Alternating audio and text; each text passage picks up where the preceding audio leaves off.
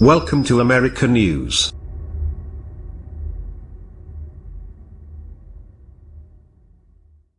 Senior Senate Democrats wary of wasting resources in deep red Alabama might be forced to reconsider after fresh polling showed Doug Jones competitive with Republican Roy Moore in a December special election.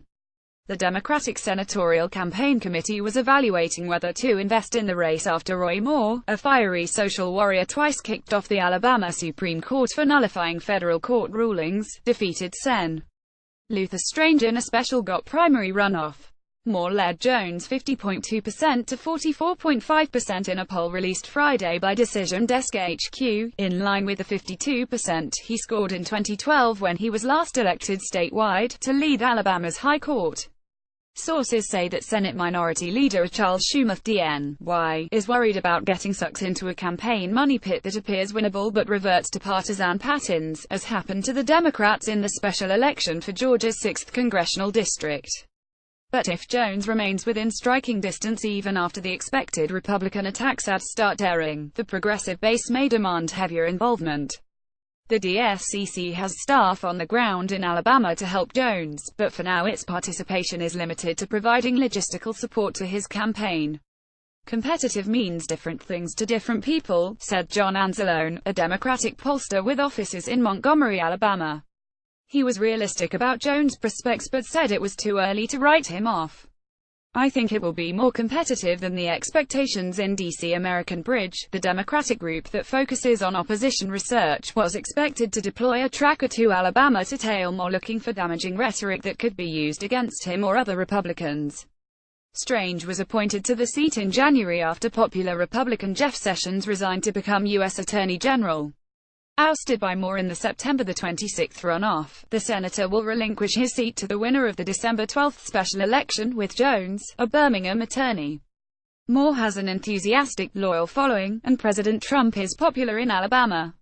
But by the standards of this overwhelmingly conservative state, Moore is a weak general election candidate.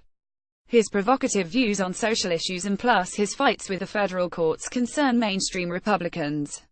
Some Democrats believe this gives Jones a chance for an upset that he wouldn't exist if Strange had won the runoff.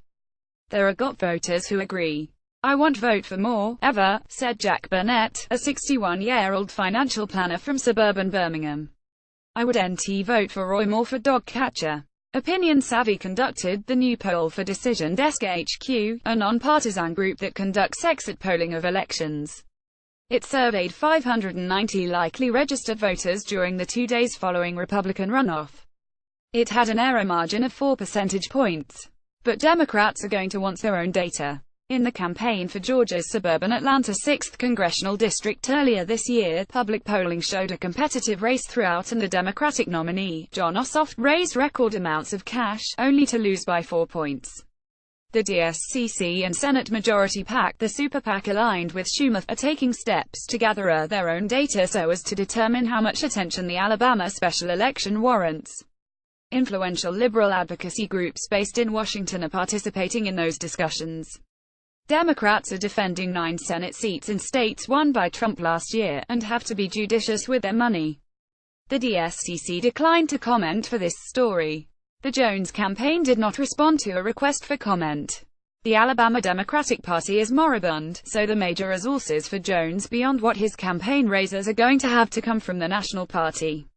There are a couple of strong African American political organizations in the state that could be helpful if the Democrats in Washington jump in, said Joel Reed, who leads of one of those groups, Alabama Democratic Conference. The ADC has a presence in all 67 counties and is positioned to pound the pavement turning out African American votes for Jones, whom the group endorsed. The group stands ready to get the work, but Reed said that maxing out turnout among African Americans, the core of the state's Democratic base, wouldn't be enough. The Jones campaign will not win without substantial support from white voters, and that's going to require resources and organization that, with the poor condition of the state Democratic Party, does not exist. We can turn out all the black votes you want, Reed, chairman of the ADC, said in a telephone interview. But somebody's got to talk to the white voters. It's not our challenge to do that. We can talk to everybody, but white voters got to hear from white folks.